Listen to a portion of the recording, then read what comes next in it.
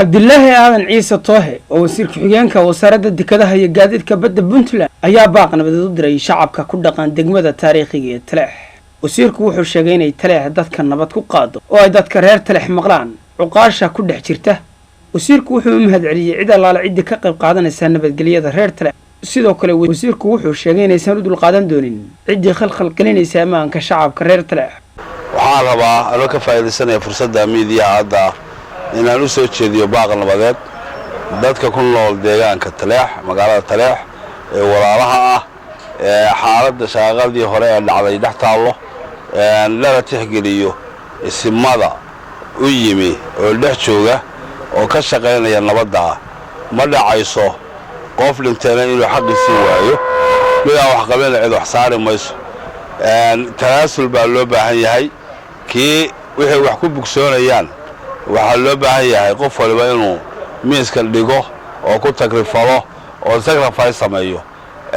kii looga baahdaan fuliyo kii kale u guntado sidoo kale qurba joogta iyo dadka magaalooyinka jooga ee deegaanka u lashay ee wax kala garanaya ee arrinkan dhibayo waxaan ugu baaqayaa inay galaan talax inay muxuu ahaa la kulmaan dadkii inay la hadlaan inay ka qayb qaataan nabadda halka laga wado oo ay noqdaan qaybta ay leeyihiin ka qaataan waana ku waajib annagu waxa weeye diyaar baan u nahay waana ka qayb gelaynaa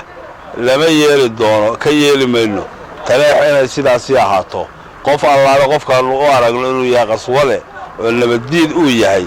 dadku inay arkaan oo iska qabtaan weeye waxaana loo baahan yahay in la isu garaabo oo waxa lagu kala bogsoonayo miiska la dhigo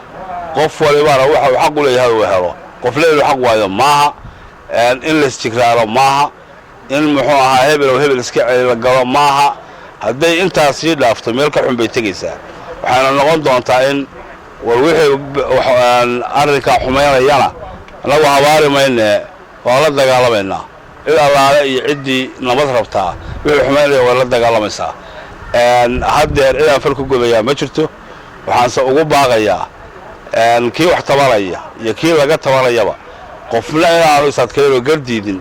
talaxda sida ma ahaan doonto lagama yaabo waxaana uu dhammaan doonaa warhoy taariikh xumo